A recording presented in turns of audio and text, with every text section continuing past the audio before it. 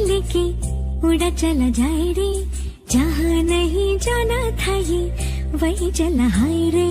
उम्र का ये ताना बाना समझ न पाए रे, जुबां पे जो मोह माया नमक लगाए रे, के देखे न भाले न जाने न दाए रे, दिशाहारा केमन बोका। Hello everyone, good morning, welcome back to my channel AR vlogs. কেমন আছো তোমরা সবাই? আশা করছি সবাই খুব ভালো আছো, আর আমিও ভালোই আছি। সকালবেলা এখন ঘুম থেকে উঠে গেছি, এখন ওই 7:30 মতো বাজে। আর আজকের ভিডিওটা কিন্তু আমি আমার শ্বশুর বাড়ি থেকে শুরু করছি। তোমাদের এর আগে যেই আমি বড় ভ্লগটা শেয়ার করেছিলাম সেখানে দেখিয়েছিলাম যে মায়ের বাড়ি থেকে আমি কিন্তু শ্বশুর বাড়িতে চলে এসেছি। তো সেখান থেকেই আমি আবার ভিডিওটা শুরু করলাম। তারপর থেকে আমি বেশ অনেকটা দিন পরে কিন্তু আবার ভ্লগ ভিডিও পোস্ট করছি। আসলে আমার শরীরটা তেমন একটা ভালো নেই, সেই জন্যই কিন্তু আমি ভ্লগ ভিডিও তেমনভাবে পোস্ট করতে পারিনি। ঘুম থেকে উঠে আমার প্রথম যে কাজটা থাকে শ্বশুরবাড়িতে থাকলে সেটা হচ্ছে এই জানালাটা খুলে কিছুক্ষণ জানালার সামনে দাঁড়িয়ে থাকা। তারপরে কিন্তু আমি ফ্রেশ হয়ে চলে এসেছি ব্রাশ করে, আর এখন একটু জল খাচ্ছি। প্রথমে আমি জল বেশি খাচ্ছিলাম না বলে তোমাদের দাদাভাই কিন্তু ভীষণই বকাবকি করছিল, আর তারপরে বলতে কিন্তু আমি একটু বেশিই জল খেলাম। তো এখন কিন্তু এবারে ভাবছি স্নানটা করে নেব, কারণ একটু পরেই কিন্তু আমাকে স্কুলের জন্য বেরোতে হবে। তোমাদেরকে তো আমি একটা লাইভে বলেইছিলাম যে আমি কিন্তু একটা স্কুলে as a guest biology teacher job করি, তো সেই জন্যই কিন্তু স্কুলে যাব। আর দেখো এখন কিন্তু স্নান টান করে নিয়ে চলে এসেছি, আর এবারে যেই জামা কাপড়গুলো কাচাকাচি করার ছিল সেগুলো একটুখানি কাচাকাচি করে নেব। এখন কিন্তু হাতে আর একটুও সময় নেই। তোমাদেরকে তো বলেছিলাম 7:30টার দিকে ঘুম থেকে উঠেছি, এখন 8টা মতো বেজে গেছে। তো আমি চলে এসেছি রান্নাঘরে।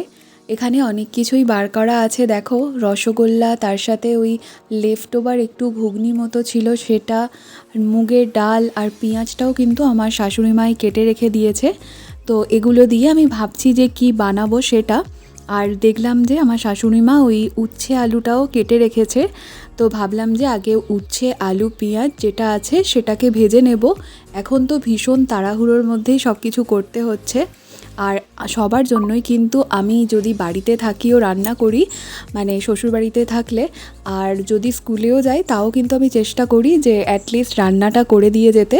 আর এখানে কিন্তু মাছ বার করা আছে, আমি একটুখানি দেখছিলাম যে কি মাছ আছে। ওপরে দেখলাম যে চিংড়ি মাছ, আর তলায় কি আছে সেটা কিন্তু আমি আর খুলিনি। তো ভাবলাম যে এসব খোলার আগে তাড়াতাড়ি করে আমি রান্নাটা বসিয়ে দিই। এর মধ্যে কিন্তু তোমাদের দাদাভাইকে আবার টিফিনও দিতে হবে। আর এখানে কিন্তু দেখো তোমাদের দাদাভাইকে কি টিফিন দেবো সেটাই ভাবছিলাম। তো সেটা ভাবতে ভাবতে এখানে কিন্তু রান্না বসিয়েই দিয়েছি।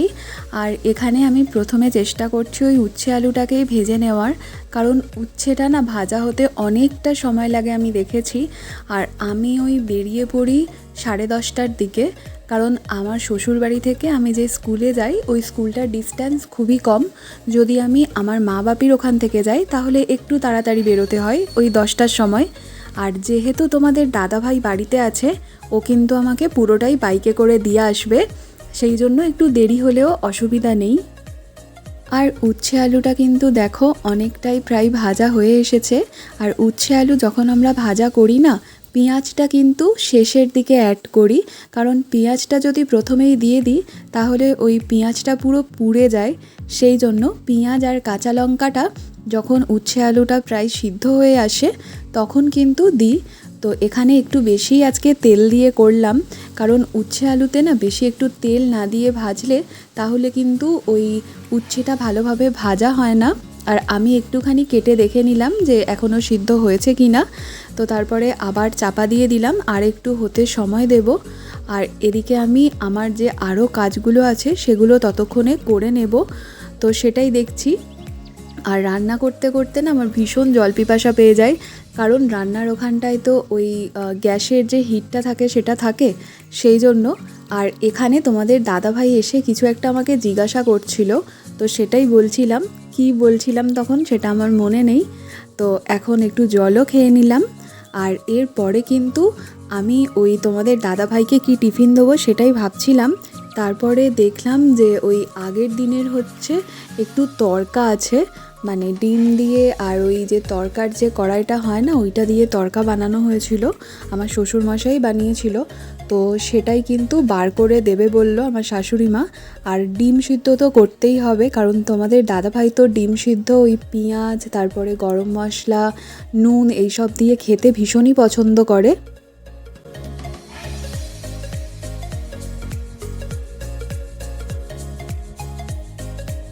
উচ্ছে আলুটাই কিন্তু আমি বারবার দেখছি যে কতটা কি ভাজা হলো, কারণ এটা হতেই সবথেকে বেশি সময় লাগে। বাকি দেখলেই তো বাড়িতে সবাই আছে আর সবার জন্য রান্না করতে হবে, তো অনেকটাই সময় লাগছে। আর এই সময়টাতে না সত্যি মানে আমার সকালে উঠে তো চাও খাওয়া হয় না, এমনও হয়ে যায়।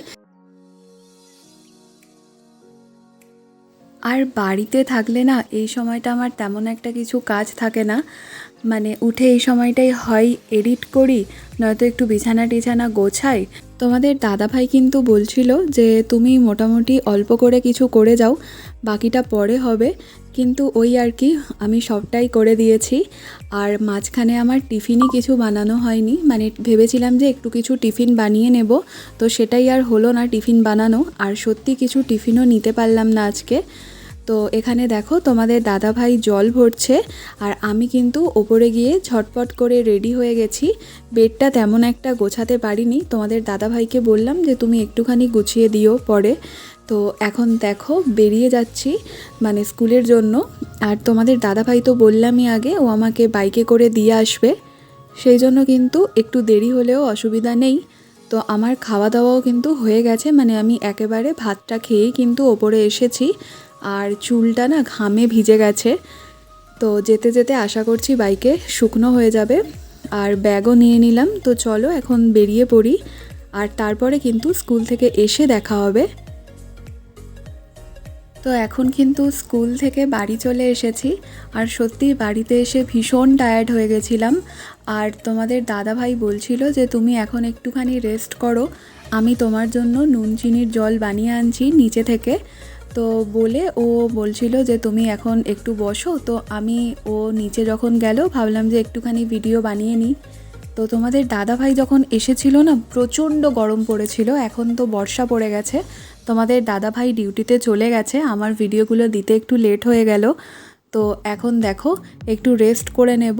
তোমাদের দাদাভাই মাঝখানে একবার হচ্ছে ওই আমাকে নুন চিনির জল দিয়েছিল, তো আমি সেটা খেয়ে ঘুমিয়ে পড়েছিলাম, মানে সত্যি আমি এতটা টায়ার্ড ছিলাম। আর তারপরে না আমি এখন দেখো রাতে কিন্তু ডিনারও তেমন একটা কিছু আর করিনি। তো পরের দিন সকালবেলা এটা, আর এতটা গরম পড়েছিল আমরা কিন্তু ঘরের মধ্যে দেখো অনেক এই ড্রেস তারপরে চাপ কিছু বিছিয়ে রেখে দিয়েছি যাতে একটু ঠান্ডা থাকে। আর আমি এই ড্রেসটা চেঞ্জও করে নিয়েছিলাম। তো চলো আজকের ভিডিওটা এখানেই এন্ড করছি, তোমাদের সাথে দেখা হচ্ছে নতুন কোনো ভিডিও নিয়ে। ততক্ষণ তোমরা ভালো থেকো, সুস্থ থেকো আর আনন্দে থেকো। যদি ভিডিওটা ভালো লেগে থাকে লাইক করো, শেয়ার করো আর কমেন্ট করো। ইউটিউবে ভিডিওটা দেখে থাকলে চ্যানেলটা সাবস্ক্রাইব করে দিও, আর ফেসবুকে দেখে থাকলে অবশ্যই পেজটা ফলো করে দিও। তাহলে চলো আজকের মতো এই পর্যন্ত, টাটা।